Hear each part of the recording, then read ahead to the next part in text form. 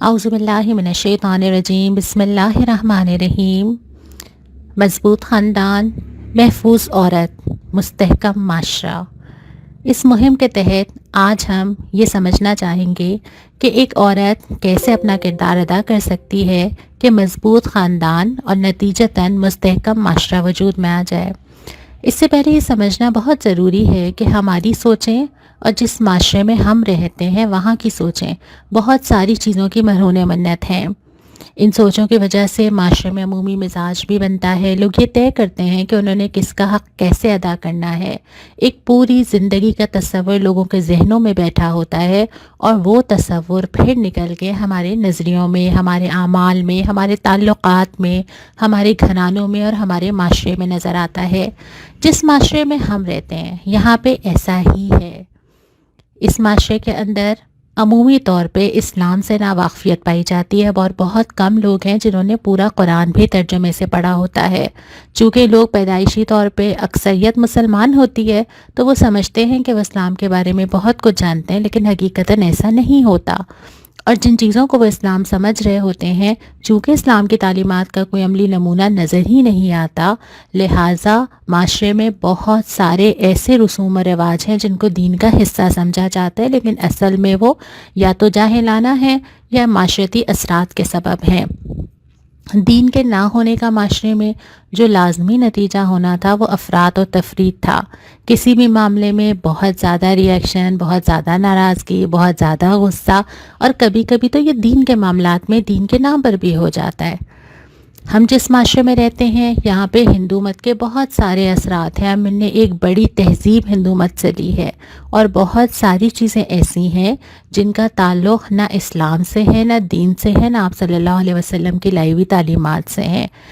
پھر اس کے ساتھ ساتھ چونکہ ایک بڑا عرصہ ہم مروب رہے ہیں، مغلوب رہے ہیں، اس وجہ سے ہم انگریزوں سے اور کسی بھی ایسی یورپین کلچر سے مروب ہیں اور بہت ساری باتیں ہم ایز اٹ از لے لیتے ہیں کیونکہ ہمیں پتہ ہی نہیں ہوتا کہ اس معاملے میں صحیح بات کیا ہے۔ اس کے ساتھ ساتھ دین سے دوری نے ایک اور جو ہمارے اندر کمی پیدا کی ہے کہ ہم دنیا اور دین کو ساتھ منطبق نہیں کر سکتے، دونوں کو ساتھ لے کے نہیں چل پاتے۔ پھر ہمارے اندر یہ سوچ پروان چڑھی جو کہ عیسائیوں کے اندر موجود تھی اور وہ پھر ہم تک پہنچی کہ مذہب سے بغاوت کرنا، یہ سمجھنا کہ مذہب کا دنیا میں کیا کام، مذہب گھر کے اندر ہے، عبادت کے لیے ہے، چند رسومات ہیں، لیکن میری زندگی کے معاملات اس سے باہر ہیں۔ اور پھر اس کے ساتھ ساتھ یہ جو ہمارے معاشرے کے اندر یہ اوپر کی تمام سوچیں موجود تھیں، اس کے نتیجے میں جہاں پہ بھی انسان خدا سے باغی ہوگا وہ لازمی دوسرے انسان پہ ظلم کرے گا، انسان خود خدا بن بیٹھے گا۔ اور یہی ہمارے معاشرے کے اندر ہوا کہ پھر انسانوں نے آپس میں جو ظلم اور زیادتی کی، اس نے آسان کر دیا کہ کوئی بھی شخص آئے اور کوئی بھی بات کر لے اور لوگ یہ سمجھیں کہ یہی مجھے نجات دینے والا ہے یا یہیں سے بہتری کی راہ ہے۔ اب جب یہ ساری چیزیں ملی نا، تربیت، مذہب، کلچر، معاشرے کی توقعات، تو اب ہم اس کنفیوژن میں ہیں کہ کچھ سمجھ نہیں آتا کہ صحیح راستہ کیا ہے۔ اسی پہ ہم آج بات کرنے لگے ہیں۔ سب سے پہلے ہمیں اس بات پہ مکمل یقین ہونا بہت ضروری ہے کہ یہ جو قرآن و حدیث ہمارے پاس ہے اسی میں خیر و فلاح ہے۔ ہم سب ہر تھوڑے دن بعد اپنے ویوز چینج کر لیتے ہیں۔ ہمارے ویوز میں نہ وہ گہرائی ہے، نہ ہم جانتے ہیں کہ ہمارے لیے کیا بہتر ہے اور کیا نہیں، تو یہ یقین رکھنا بہت ضروری ہے۔ دوسری بات یہ کہ اگر انسان نظام بناتے ہوتے تو وہ کتنی زیادتیاں ایک دوسرے کے اوپر کرتے۔ ہم تو ایک معاملے کے بارے میں کسی کو بتاتے بھی ہیں تو اپنی مرضی سے رد و بدل کر لیتے ہیں کہ جہاں پہ ہمارا کچھ فائدہ ہو جائے اور دوسرے کا نقصان ہو جائے۔ تو اسی لیے اللہ تعالیٰ نے جو معاشرتی معاملات، خاص طور پہ تمدن ہے، معاشرے کا بننا ہے، یہ ساری چیزیں بھی قرآن میں ساتھ ہی بھیجی تھی، ورنہ انسان تو ایک دوسرے کے ساتھ زیادتیاں کرتے ہی ہیں۔ اور یہی معاملہ اس وقت بھی تھا جب آپ صلی اللہ علیہ وسلم تشریف لائے۔ آپ نے چھوٹی چھوٹی چیزوں کو پوائنٹ کرنے کے بجائے پورے نظام کو اور ذہنیت کو تبدیل کرنے کی کوشش کی۔ اب ہم یہ دیکھ لیتے ہیں کہ اسلام کے اندر واقعتاً عورت اور مرد کی حیثیت بنتی کیا ہے۔ ہو سکتا ہے کہ بہت سارے ہمارے کنفیوژنز کا جواب یہیں پر مل جائے۔ سب سے پہلے وہ نظریہ جس میں اللہ تعالیٰ نے کسی بھی صنف میں کوئی فرق نہیں رکھا، مرد اور عورت بالکل برابر ہیں۔ اس میں پہلی چیز یہ ہے کہ اللہ تعالیٰ نے ان کو بہترین انداز میں تخلیق کیا ہے اور انسان ہونے کی حیثیت سے دونوں محترم ہیں۔ عزت اور محبت دونوں کا حق ہے، اس معاملے میں کوئی فرق نہیں رکھا گیا۔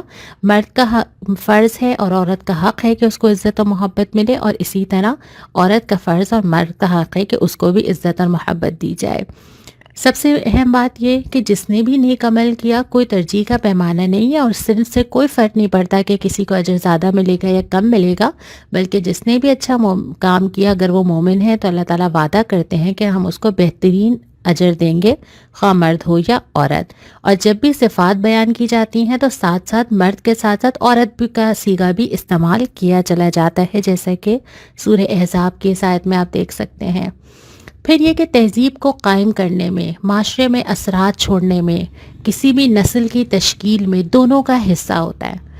اسی طرح یہاں پہ جب ان لوگوں کا ذکر کیا ہے جو معاشرے میں اثرات مرتب کرتے ہیں، چاہے وہ منافقین ہوں، چاہے وہ مومنین ہوں، چاہے وہ ایک دوسرے کو سپورٹ کرنے والے ہوں، چاہے وہ جتھا بننے والے ہوں، چاہے وہ حق اور باطل کی آواز پکارنے والے اور برائی سے روکنے والے ہوں، سب میں اللہ تعالیٰ نے دونوں اصناف کا ذکر کیا ہے کہ منافقون جہاں ہیں وہاں منافقات بھی ہیں، مومنون جہاں ہیں وہاں پہ مومنات بھی ہیں۔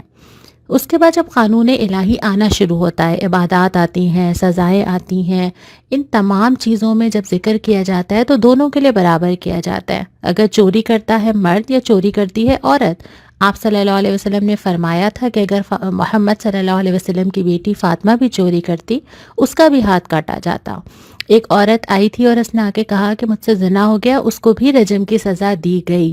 لہٰذا اس معاملے میں کوئی فرق رکھا نہیں گیا یا کسی کو زیادہ سہولت نہیں دی گئی۔ اس کے بعد بہت سارے وہ حقوق جو کسی بھی معاشرے میں فرد کو حاصل ہوتے ہیں، حق ملکیت ہے، اپنی جائیداد بنائی جائے، زیور رکھا جائے، مال رکھا جائے، اگر اس کا نکاح ہے تو اس کی مرضی شامل ہو، اگر وہ نکاح سے آزاد ہونا چاہتے ہیں تو دونوں فریقوں کے پاس اس کا راستہ موجود ہو۔ پھر یہ کہ اگر وہ بچے کو پالتی ہے تو اس کی رضاعت کرتی ہے، یا بچہ اس کے پاس ہے تو اس کی کفالت ہو، اگر کسی موقع پہ وہ پناہ دیتی ہے خواہ وہ عورت ہو تو وہ بھی اسی طرح حقدار ہے جیسا کہ کوئی مرد ہے۔ یہاں تک آنے کے بعد اب قدرت نے فرق رکھا کہاں ہے؟ سب سے بنیادی فرق جس سے دنیا میں کوئی انکار نہیں کر سکتا کہ دونوں کی جسمانی ساخت اور نفسیات میں فرق ہے۔ دونوں صنفوں کو اللہ تعالیٰ نے دنیا میں بھیجا اور دونوں نے مل کے ایک دوسرے کو کمپلیٹ کرنا تھا۔ دونوں میں اس بات کا لحاظ رکھا گیا کہ ایک دوسرے کو کمپلیٹ اور کمپلیمنٹ کریں۔ مرد کے اندر جو میدان اس کو دینا تھا اسی حساب سے صفات رکھی گئیں، اور عورت کو جس میدان میں بھیجنا تھا اسی حساب سے اس کو صفات دی گئیں۔ اب ایک ذمہ داری جو سب سے بنیادی دونوں کو دی گئی، عورت کی ایک ذمہ داری یہ ہے کہ وہ بچوں کو پیدا کرتی ہے، رضاعت کرتی ہے، بڑا کرتی ہے، اس میں مرد کنٹریبیوٹ نہیں کر سکتا۔ اور یہاں پہ اگر عورت کو یہ ذمہ داری دینے کے ساتھ ساتھ مرد کو کوئی اضافی ذمہ داری نہ دی جاتی تو پھر یہ شاید عدل نہ ہوتا۔ لہٰذا اللہ تعالیٰ نے اس کو بیلنس کیسے کیا کہ عورت کی اضافی ذمہ داری اگر یہ ہے کہ وہ اولاد کی پیدائش اور پرورش کرتی ہے، تو مرد کی اضافی ذمہ داری یہ ہے کہ اب وہ اس کو فیسیلیٹیٹ کرے، وہ عورت کو ایک کام سے آزاد کرے تاکہ یہ بیلنس قائم ہو۔ اور اس کے لیے پھر میدان کی تقسیم کرنا ضروری تھا، اور یہی میدان دونوں کا ترجیح اول قرار پایا۔ یہ اصل میں وہ عدل ہے جو معاشرے میں توازن قائم کرتا ہے، دونوں کو مکمل کرتا ہے۔ اگر یہ ذمہ داری عورت کو دے دی جائے کہ وہ معاش کے لیے بھی باہر نکلے تو یہ بیلنس خراب ہو جائے گا، کیونکہ جو ذمہ داری عورت کے پاس ہے وہ مرد تو اس میں حصہ نہیں بٹا سکتا۔ لہٰذا دونوں کو بیلنس کرنے کے لیے ایک ایک میدان دے دیا گیا کہ پیچھے جتنی باتیں آئی ہیں وہ سب اپنی جگہ ہیں، ان سب میں سب برابر ہیں، اور وہ ساری چیزیں وہ ہیں جو معاشرے میں رول ادا کرنے سے متعلق ہیں، معاشرے میں موجود ہونے سے متعلق ہیں، بحیثیت انسان ہیں۔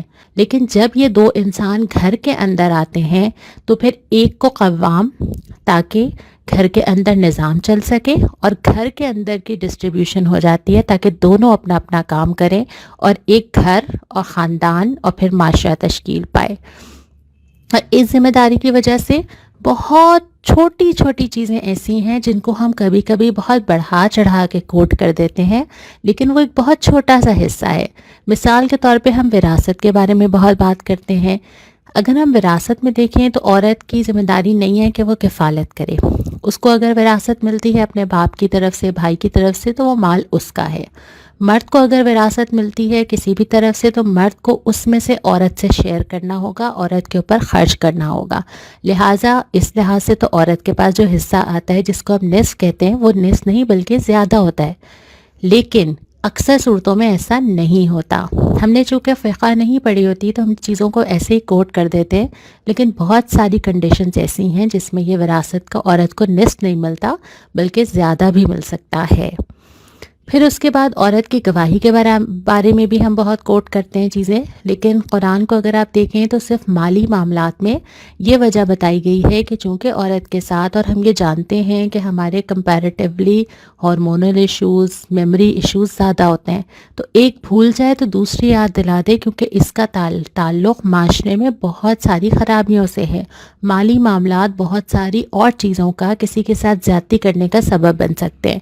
لیکن اس کے ساتھ ساتھ ہمیں نظر آتا ہے کہ حضرت عائشہ رضی اللہ تعالیٰ عنہ 2000 سے زیادہ حدیثیں مروی کرتی ہیں، اکیلی شہادت ہے. پھر اور ساری کنڈیشنز جو یہاں پر ذکر ہیں اس میں کہیں یہ نہیں ہے کہ عورت کے ساتھ مرد کی شہادت بھی ضروری ہے. اس کے ساتھ ساتھ جو اہم ترین چیز معاشرے میں عورت کے کردار کی ہے، جو کسی بھی انسان کو چاہیے ہوتی ہے، ایک تو یہ کہ اس کو صحیح فکر کا بنانے کا موقع ملے، تعلیم دی جائے، ایجوکیشن کے مواقع ہوں، اور ان کا اہتمام آپ صلی اللہ علیہ وسلم کے پاس نظر آتا ہے. آپ مردوں کو بھی مخاطب کرتے ہیں، عورتوں کو بھی کرتے ہیں. خواتین کو تعلیم دینے کی تلقین کرتے ہیں، لوگوں سے کہتے ہیں کہ اپنے گھر کی عورتوں کو سکھاؤ. عورتیں بھی آتی ہیں اور بیعت کرتی ہیں، عورتوں کے لیے الگ دن بھی رکھا جاتا ہے، اور اس بات کو کنسیڈر کیا جاتا ہے کہ عورت کی تعلیم انتہائی ضروری ہے. پھر اس کے بعد یہ کہ اگر کوئی عورت کوئی کردار معاشرے میں ادا کرنا چاہتی ہے، یا کوئی عورت کوئی جاب کرنا چاہتی ہے، گھر سے نکلنا چاہتی ہے، ایجوکیشن کے لیے باہر جانا چاہتی ہے، تو وہ ایک پروٹیکشن کے ساتھ اور محفوظ ماحول میں کر سکتی ہے، اور اس کو پرووائڈ کرنا چاہیے. اور اس کے بعد اس عورت نے جو ایک فکر بنائی ہے اس کو معاشرے میں منتقل کرنے کو انکریج کیا گیا. حضرت عائشہ نے نبی کریم صلی اللہ علیہ وسلم سے صرف سیکھا نہیں ہے بلکہ سکھایا بھی ہے. پردے کے پیچھے سے ایک پورا ہزاروں کے افراد ایسے ہیں جو ان کے اسٹوڈنٹس کاؤنٹ ہوتے ہیں. تو معاشرے میں اپنا کردار ادا کرنے میں کوئی حرج نہیں ہے. البتہ جو ہم نے پہلے پڑھا تھا کہ جو آپ کا اصل دائرہ کار ہے، جس کی ذمہ داری سب سے اوپر ہے، ترجیح ہمیشہ وہی ہونی چاہیے اور وہ متاثر نہیں ہونا چاہیے. اس کے علاوہ یہ تینوں چیزیں عورت کو ملنی چاہیے. اب اس کے بعد آپ صلی اللہ علیہ وسلم نے جب یہ تینوں چیزیں پرووائڈ کی تو اس کا نتیجہ کیا نکلا؟ ہمیں نظر آتا ہے کہ آپ صلی اللہ علیہ وسلم نے یہ تمام موقع دیے تو خواتین کی ایک حیثیت اتنی زیادہ بڑھ گئی کہ لوگ آپس میں کہتے تھے کہ ہمیں تو ڈر لگتا ہے کہ ہم اپنی بیویوں سے کچھ کہیں اور آیت نازل ہو جائے ان کے بارے میں. اور خواتین کے اندر جو صلاحیتیں تھیں، ایک خاتون کھڑے ہوتی ہیں، رائے دیتی ہیں، مشورے دیتی ہیں، حضرت عمر کو مخاطب کرتی ہیں، آپ صلی اللہ علیہ وسلم کے سامنے آ کے سوال کرتی ہیں، حضرت عائشہ کوسچننگ کرتی ہیں، پوچھتی ہیں. تمام مواقع ملنے کے بعد ان کا یہ کردار پھر معاشرے میں انتہائی اہم نظر آتا ہے.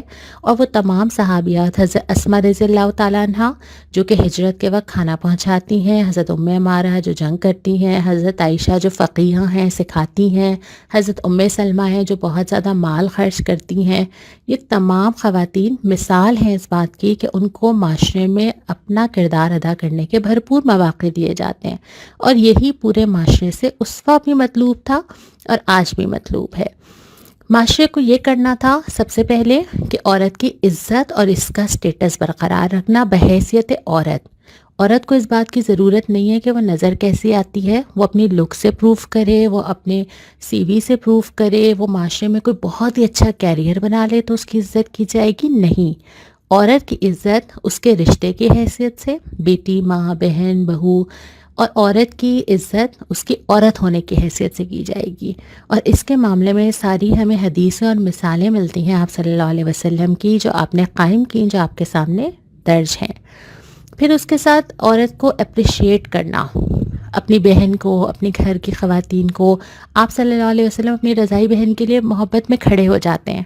اور پھر حضرت عائشہ کے بعد، حضرت عائشہ سے حضرت خدیجہ کے بعد ان کا بہت زیادہ ذکر کرتے ہیں کہ انہوں نے میرا اتنا ساتھ دیا. اور پھر تحائف بھیجنا، چیزوں کا معلوم کرنا، خبر گیری کرنا، یعنی ایک تعلق، اپریسیشن اور محبت کا اظہار کرنا، تاکہ وہ آپ اچھی طرح جانتے ہیں کہ یہ چیز عورت کو آگے بڑھاتی ہے. پھر اس کے بعد جو وہ کہنا چاہتی ہے اس کو کہنے دیا جائے. ہم عمومی طور پہ سنتے کم ہیں اور بولتے زیادہ ہیں ہمارے معاشرے میں، لیکن ویسے تو ہر انسان کی بات دلیل کے ساتھ سننی اور سمجھنی بھی چاہیے. لیکن ہمیں سب سے بڑی مثال کیا ملتی ہے کہ سورہ مجادلہ میں اللہ تعالیٰ نے خود ذکر کیا کہ ایک عورت آئی اور اس نے بات کی اور اللہ تعالیٰ نے سنی. اور یہ بھی ملتا ہے ہمیں حدیثوں میں کہ آپ صلی اللہ علیہ وسلم نے بہت دھیان سے یہ باتیں سنی جو کسی نے بھی آ کے کہیں، خواہ مرد ہو یا عورت. پھر ایک اہم بات یہ کہ معاشرے میں عورت کو یہ ثابت نہیں کرنا کہ اس کی ورث کیا ہے. بطور انسان وہ ویسے ہی احترام کے قابل ہے، جو رشتہ ہے وہ اس میں اضافہ کرتا ہے. اور اگر کوئی بھی انسان کسی بھی خاتون کے ساتھ عزت، محبت، تحفظ دیتا ہے تو وہ اللہ کے لیے دیتا ہے، اور جتنا زیادہ دیتا ہے اللہ کے پاس اجر پاتا ہے. پھر ڈیسیشن میکنگ کی جو آزادی عورت کو اللہ تعالیٰ نے دی ہے، اس کی بہت ساری مثالیں آپ کے سامنے ہی ہیں کہ آپ صلی اللہ علیہ وسلم تو اپنے گھر کی خواتین سے بھی پوچھتے ہیں کہ تم مجھے بتاؤ کہ اگر تم مال و دولت چاہتی ہو، رخصت ہونا چاہتی ہو تو میں رخصت کر دیتا ہوں، میرے ساتھ رہنا چاہتی ہو تو بتاؤ. حضرت عائشہ پہ الزام لگتا ہے تو آپ صلی اللہ علیہ وسلم جاتے ہیں اور ان سے پوچھتے ہیں. پھر کچھ صحابیات ہیں جو نکاح کے معاملے میں اپنی رائے کا اظہار کرتی ہیں تو آپ ان کی رائے کو قبول کرتے ہیں. تو یہ اختیار بہرحال عورت کے پاس ہے مرد کی طرح کہ وہ جو ڈیسیشن لینا چاہے وہ اپنے معاملات میں لے سکتی ہے. لیکن پھر ہم وہ یاد رکھیں کہ گھریلو معاملات کے اندر بہرحال مرد کو اللہ تعالیٰ نے قوام بنایا ہے، ورنہ یہ معاملات اور گھر قائم ہی نہیں رہ سکتے. اس کے ساتھ ساتھ یہ کہ اگر مشورہ لیا جائے، بہت سارے معاملات میں خواتین سے مشورہ لیا گیا اور خواتین نے مشورہ دیا، لہٰذا اس کو بھی ایک تسلیم کیا گیا. یہ میں نے پہلے بھی ذکر کیا کہ حضرت عائشہ کا سوال کرنا، آپ صلی اللہ علیہ وسلم کا تحمل سے سننا، جواب دینا، اور آپ صلی اللہ علیہ وسلم نے اس بات کو کبھی ڈسکریج نہیں کیا کہ کوئی انسان سمجھنے کے لیے کوئی پوچھنا چاہتا ہے، سوال کرنا چاہتا ہے تو وہ ضرور کرے. پھر اہم ترین چیز یہ تھی کہ جو انسان بھی اپنی زندگی کے کسی فیز میں ہے وہ انسان سیکھ رہا ہے، اور آپ صلی اللہ علیہ وسلم کے پاس جو سب سے ہمیں زیادہ مثالیں ہی ملتی ہیں وہ حضرت عائشہ کی ملتی ہیں کہ اس میں بہت ساری چیزیں ایسی تھیں جو گرفت کی جا سکتی تھیں، بہت ساری باتیں ایسی تھیں جو کہ ڈانٹا جا سکتا تھا، لیکن آپ صلی اللہ علیہ وسلم نے موقع دیا کہ اپنی غلطیوں سے سیکھیں. آپ نے اس بات کا پورا موقع دیا کہ اپنے تجربات سے رائے قائم کریں. اور ہماری بھی جو اگلی جنریشن ہے وہ ایک مشکل دور میں ہے اور اس دور میں ہے جو ہم نے نہیں دیکھا، تو وہ بھی اپنے تجربات سے چیزیں سیکھتے ہیں. تو ہم انسانوں کو بالخصوص لیبل نہ کریں اور جج نہ کریں، بلکہ ان کو موقع دیں کہ وہ سمجھیں، اپنا وقت لیں اور پھر حق بات سمجھیں. اور جب ہم یہ وقت دینے کے لیے تیار ہوں گے تو پھر ہم ان کی عمر کا، ان کے جذبات کا خیال رکھیں گے، اور ہمیں یہ بات سمجھ آئے گی کہ اس وقت وہ جو یہ سوچ رہے ہیں یہ ان کی ایک بعض دفعہ عمر کا تقاضا ہے، اور بعض دفعہ انہوں نے وہ سارے تجربات دیکھے ہی نہیں ہیں جو کہ زندگی میں ہونے کے بعد انسان کی رائے بدل جاتی ہے. دوسری بات یہ کہ ہم اس بات کا خیال رکھیں کہ ایک عورت ہونے کی حیثیت سے بہت ساری چیزیں فطرت میں اللہ تعالیٰ نے ڈالی ہیں، اس فطرت کا اسلام نے بھی لحاظ رکھا ہے. جب یہ تمام موقع فراہم کیے جاتے ہیں، ہم نے یہ بھی دیکھا کہ جسمانی ساخت اور نفسیات کا بہت لحاظ رکھا گیا ہے کہ جس عورت کو جہاں جو وہ کردار ادا کرنا چاہتی ہے اس کو اس کے مزاج کے مطابق موقع دیا جائے. پھر یہ بھی معاشرے کی ذمہ داری ہے کہ وہ عورت کو تحفظ کے ساتھ وہ تمام مواقع فراہم کرے کہ وہ جو کرنا چاہتی ہے وہ آرام سے کر سکے. کسی چیز پہ کوئی پابندی نہیں ہے، وہ کیریئر بنانا چاہتی ہے، وہ اپنی ضرورت کی وجہ سے معاش کے لیے باہر نکلتی ہے، تو پھر یہ معاشرے کی ذمہ داری ہے کہ اس کو محفوظ ماحول دیا جائے. اور عورت کی ذمہ داری یہ ہے کہ وہ اپنا اصلی محاذ یاد رکھے. اور اس کا استحصال جو کہیں بھی ہوتا ہو، کسی بھی نام پہ ہوتا ہو، دین قرآن کے نام پر ہوتا ہو، اسلام اس کی کوئی اجازت نہیں دیتا، اور ان میں سے کوئی چیز بھی ایسی نہیں ہے جس کا تعلق اسلام سے ہو. نبی کریم صلی اللہ علیہ وسلم نے کبھی ازواج مطہرات پر ہاتھ نہیں اٹھایا اور نہ اس بات کو پسند کیا، بلکہ یہ اس بات کی تلقین کی کہ ان کے ساتھ بہت حسن سلوک کے ساتھ رہا جائے. انتہائی شدید اور بہت ہی مشکل حالات میں بہت تھوڑی سی اجازت دی گئی ہے، لیکن اس کے لیے بھی اللہ تعالیٰ کے پاس وہ مرد جواب دہ ہے، اور ضرورت کی حد تک، اور اس طرح کہ وہ چہرے پہ نہ مارے اور تکلیف نہ پہنچائے، اور اس طرح کی بہت ساری ہدایات ہمیں ملتی ہیں.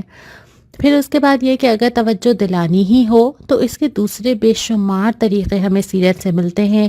کہیں آپ متوجہ کرتے ہیں، کہیں آپ تحمل سے اصلاح کرتے ہیں، کہیں آپ باتوں باتوں میں سمجھاتے ہیں، اور اس کے ساتھ پھر وہ صحیح سوچ پیدا کرتے ہیں. محفوظ ماحول دینا پورے معاشرے کی ذمہ داری ہے. جو ہم ہر جگہ ہراسمنٹ کے کیسز سنتے ہیں، یہ جو ہم عورت اور مرد کی جنگ سنتے ہیں، یہ اسلام اس کو بالکل سپورٹ نہیں کرتا. بلکہ آپ صلی اللہ علیہ وسلم نے تو امید ہی یہی دلائی تھی کہ عورت جہاں جائے گی، جیسے جائے گی، اس کی طرف کوئی میلی آنکھ سے دیکھ نہیں سکے گا. کیونکہ معاشرہ ایسا ہوگا کہ اول تو اسلام خوف خدا پیدا کرتا ہے اور نگاہیں نیچی رکھنے کا حکم دیتا ہے، مرد کو بھی اور عورت کو بھی. اور اس کے بعد پھر اگر کوئی ایسی چیز ہوتی ہے تو اس پہ شدید سزا دیتا ہے. پھر اس کے بعد وہ اس حکومت وقت کی ذمہ داری ہے کہ وہ کسی ایسی چیز کا نوٹس لے اور عورتوں کے لیے محفوظ ماحول کو یقینی بنائے. چونکہ ہمارے پاس ایسی کوئی چیز نہیں ہے تو اس وجہ سے ہم وہ تمام چیزیں دیکھتے ہیں معاشرے کے اندر جو اسلام کے لیے بالکل پسندیدہ نہیں ہے. اور اسلام تو یہ پسند بھی نہیں کرتا کہ مرد اور عورت آپس میں ایک دوسرے کو سمجھیں کہ دونوں صنفیں گویا ایک دوسرے کے مقابلے پہ ہیں، بلکہ دونوں نے تو آپس میں ایک دوسرے کو مکمل کر کے گھر کی بنیاد رکھنی ہے. حضرت فاطمہ اور حضرت علی رضی اللہ تعالیٰ عنہ کے درمیان بھی اختلاف رائے ہوتا ہے تو آپ صلی اللہ علیہ وسلم آ کے یہی کہتے ہیں کہ یہ فطری چیز ہے، یہ ہو سکتا ہے. یہ دو بہن بھائیوں میں، یہ ماں اور بیٹی میں، یہ باپ اور بیٹے میں، یہ کسی میں بھی ہو سکتا ہے. لیکن ایسا ہرگز نہیں ہونا چاہیے کہ دونوں صنفیں ایک دوسرے کو مقابلے کی دوڑ میں اپنا دشمن سمجھ لے رہ گئے، ورنہ گھر ٹوٹیں گے، خاندان ٹوٹے گا، معاشرے میں انتشار پیدا ہوگا، اور آہستہ آہستہ ہم اس طرف جا رہے ہیں. تو سب سے بنیادی چیز ہے کہ اگر کوئی انسان خوف خدا رکھتا ہے تو خواہ وہ مرد ہو یا عورت، وہ ہر رشتے میں اچھا ہے، سب کے حقوق دینے والا ہے، اللہ سے ڈرنے والا ہے، اس کا اس کی صنف سے تعلق نہیں ہے. اور اگر کسی انسان کے ساتھ ایسا نہیں ہے تو وہ بہت زیادتیاں کرنے والا، دکھ پہنچانے والا، اذیت دینے والا ہے، خواہ وہ مرد ہو یا عورت. لہٰذا ہمیں اس بات پہ بہت محتاط ہونا چاہیے کہ ہم ایسی کوئی سوچ پروان نہ چڑھنے دیں، اپنے گھروں میں بھی نہیں، اپنی اولاد میں بھی نہیں، کہ گویا مرد اور عورت ایک دوسرے سے کسی مقابلے کی فضا میں ہیں. اور اسی کو ختم کرنے کے لیے آپ صلی اللہ علیہ وسلم نے کئی بار جب پوچھا بھی گیا کہ آپ کی محبوب ترین ہستیاں کون ہیں تو آپ نے خواتین کے نام لیے، کہیں حضرت عائشہ، کہیں حضرت فاطمہ، کہیں حضرت زینب کی صاحبزادی. اور یہی تلقین معاشرے میں بھی مردوں کو کی کہ ان کو خواتین کے ساتھ بہترین سلوک کرنا ہے. چھوٹا سا خطبہ حجۃ الوداع ہے، اس میں بھی خواتین کا ذکر ہے، کہیں صدقے کا ذکر ہے تو خواتین کا ذکر ہے. اور بے شمار احادیث میں آپ صلی اللہ علیہ وسلم نے مردوں کا مائنڈ سیٹ ہی بدل دیا.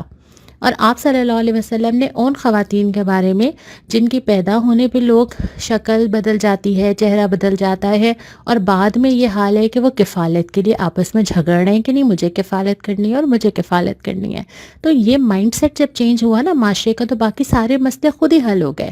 لیکن ان تمام چیزوں کو دینے کے بعد جو ہم نے ابھی پڑھی، یہ حقوق بھی دیے گئے، مقام بھی دیے گئے، عورت کے حق کی تلقین بھی کی گئی، عورت کو کیا کرنا تھا؟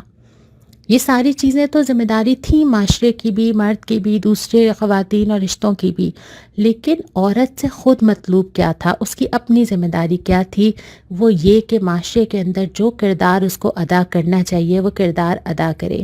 اور یہ کردار سب سے پہلے فرد کی حیثیت سے شروع ہوتا ہے، اور پھر وہ رولز ہیں جو اس کے اپنے گھر کے اندر ہیں، کسی بھی رشتے میں زندگی کے مختلف فیزز میں بدلتے جائیں گے. بیٹی ہوگی، پھر بھابھی ہوگی، پھر نند ہوگی، پھر کبھی ساس بن جائے گی، کبھی بہو ہوگی. تو ان تمام چیزوں میں اس کا ایک مضبوط کردار ہونا چاہیے، نظر آنا چاہیے. اس کے بعد اگر وہ کردار گھر کے اندر ہوگا تو وہ لازمی طور پہ وہ خاندان میں بھی نظر آئے گا.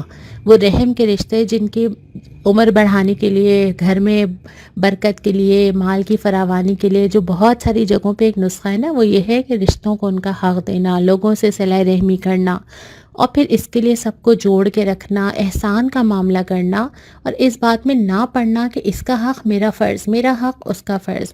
یہ تمام چیزیں آپ تجربے سے جانتے ہیں کہ اللہ تعالیٰ نے عورت کی فطرت میں رکھا ہے کہ وہ چیزوں کو جوڑنے والی ہوتی ہے، وہ زیادہ کنسرنڈ ہوتی ہے، وہ زیادہ پوچھنے، خبر رکھنے والی، بتانے والی ہوتی ہے. تو اس عورت سے مطلوب یہ ہے کہ وہ اپنے گھر سے لے کے اپنے خاندان کو جوڑ کے رکھے، جس کی بنیاد پہ ازدواجی رشتے سے شروع ہوتی ہے. یعنی شوہر اور بیوی کا جو تعلق ہے اس کی انتہائی فضیلت ہے. یہ تعلق عزت کا بھی ہے، محبت کا بھی ہے، شوہر کی اطاعت کا بھی ہے، اور شوہر کی ساری امانتوں کی حفاظت، خواہ اس کا مال ہو، اس کا گھر ہو، اس کے گھر والے ہوں، اس کے رشتہ دار ہوں، اس کی اولاد ہو، ان تمام چیزوں کی حفاظت کرنا، اور جیسی وہ چاہتا ہے کہ اس کو رکھا جائے اس کو اللہ کے لیے ویسا رکھنا۔ پھر اس کے ساتھ ساتھ اس سے بھی بڑا کردار جو عورت کا ہوتا ہے وہ تربیت اولاد ہے، کیونکہ اولاد جس طرح عورت اپنی ماں اپنی گود میں بچے کو لے کے چلتی ہے، وہ اصل میں امت مسلمہ کا مستقبل طے کر رہی ہوتی ہے۔ آخر عورت کو ماں کی حیثیت سے جو اتنا بڑا درجہ دیا گیا، اس کی وجہ کیا ہے؟ اس کی وجہ یہی ہے کہ ایک نئی نسل پوری کھڑی ہو رہی ہوتی ہے۔ اپنی آنکھوں کے سامنے ہماری نئی نسل اگر کھڑی ہو گئی ہے تو یہ عورتوں نے ہی کی ہے نا، یہ اس ماں ہی نے کی ہے نا، جس کی گود سے نکل کے یہ بچے معاشرے کے اندر آئے۔ لہٰذا جو مطلوب ہے، جو ترجیح ہے، جو ضروری ہے، وہ یہ ہے کہ ان بنیادی محاذوں کو بالکل نہ بھولا جائے۔ نبی کریم صلی اللہ علیہ وسلم نے جو ہدایات فرمائی تھی، میں نے پہلے بھی ذکر کیا کہ مردوں کے نظریات کو بدلا، اور اس کے بعد لوگوں کو کانشیس کر دیا کہ ہم نے جو ہے وہ معاشرے کے اندر کیا کردار ادا کرنا ہے، اور مرد بھی کانشیس ہو گئے کہ انہوں نے خواتین کے معاملے سے کیا کرنا ہے۔ اور پھر معاشرے میں اس مائنڈ سیٹ بننے کے بعد وہ تمام چیزیں حاصل ہوئیں جس کو آج اب خواتین کے حقوق، خواتین کا چارٹر، خواتین کو ملنا چاہیے، وہ ساری چیزیں ملیں۔ خواتین کا کردار نظر آتا ہے، معاشرے میں نظر آتا ہے، گروتھ نظر آتی ہے، سماج میں تبدیلی ان کے ذریعے ہوتی ہے۔ معاشی کردار جس نے جو چاہا وہ اختیار کیا، جنگوں میں خدمات ادا کی، جو کرنا چاہتا تھا معاشرے نے اس کو فیسیلیٹیٹ کیا، مردوں نے ان کو تحفظ دیا، اور خواتین نے اپنے دائرے کا لحاظ رکھتے ہوئے وہ ساری ذمہ داریاں ادا کی۔ لہٰذا ایک اچھے معاشرے کے لیے جو آپ کو مہم کا ٹائٹل نظر آتا ہے، مرد اور عورت اور خاندان، یہ تینوں چیزیں مضبوط ہوں گی تو ایک مضبوط معاشرہ تشکیل پائے گا۔ تو بس اپنی بات کا اختتام انہی باتوں پہ کرتی ہوں جو ہم نے اتنی گفتگو کی، کہ عورت کو اپنا مقام حاصل کرنے کے لیے مرد بننے کی ضرورت نہیں ہے، وہ اپنی جگہ بہت قیمتی ہے، وہ خود بحیثیت عورت معاشرے میں بہت مقام رکھتی ہے، اور یہ مقام اللہ تعالیٰ نے دیا ہے۔ دونوں صنفوں کو اپنی اپنی ذمہ داری الگ الگ طے کر کے بتا دی ہے، جو کہ خاص طور پہ گھر کے دائرے میں ہے، اور دونوں نے اس کا اللہ تعالیٰ کو جواب دینا ہے۔ عورت کی سماجی زندگی اور گھریلو زندگی ساتھ ساتھ چل سکتی ہیں، اگر دونوں ساتھ چلا سکتی ہے تو وہ ضرور چلائے۔ ہمیں یہ نہیں سمجھنا چاہیے کہ دونوں کا آپس میں کوئی مقابلہ ہے۔ ایک عورت کئی رولز ادا کر سکتی ہے، اللہ تعالیٰ نے یہ خاص صلاحیت رکھی ہے اور یہ قابل قبول ہے۔ مرد اور عورت میں نہ کوئی مقابلہ ہے، نہ کوئی ترجیح۔ عورت کی ترقی، تعلیم، تحفظ، مواقع، گروتھ اسلامی تعلیمات کے مطابق ہیں، اور جہاں پہ بھی عورت کا استحصال کیا جاتا ہے یا حق نہیں دیے جاتے، یہ اسلام کے خلاف ہے۔ اسلام اس کے بالکل بھی حق میں نہیں ہے، اور جو اس کو اسلام سمجھتا ہے وہ غلط سمجھتا ہے۔ لہٰذا کسی استحصال، کسی ہراسمنٹ کی اسلام میں کوئی گنجائش نہیں ہے۔ ان ساری چیزوں کا پڑھنے کے بعد یہ اندازہ ہوتا ہے کہ اگر ہمیں یہ معلوم ہوتا، ہمارا علم ہوتا، مطالعہ ہوتا، قرآن پڑھا ہوتا، حدیث پڑھی ہوتی، پریکٹیکل مثالیں دیکھی ہوتی، تو ہمیں معلوم ہوتا کہ خواتین کے حقوق کے حوالے سے ہم جتنی ڈیمانڈز کرتے ہیں، جتنی باتیں کرتے ہیں، وہ آلریڈی قرآن نے، اللہ تعالیٰ نے، نبی کریم صلی اللہ علیہ وسلم نے وہ مقام خواتین کو خود ہی دے دیا ہے۔ اللہ کرے کہ ہم اسلام کے قریب آئیں، اسلام کو جانیں، اسلام کو قائم کریں، ہمارے معاشرے میں اسلام قائم ہو، تاکہ ہم یہ ساری چیزیں اپنی آنکھوں سے دیکھیں، اور ہمیں کسی سے کوئی حق، کوئی فرض، کوئی سہولیات، کوئی مواقع، کوئی تحفظ مانگنا نہ پڑے، بلکہ ہمیں خود وہ ملے جو اسلام نے ہمیں دیا ہے۔ السلام علیکم ورحمۃ اللہ۔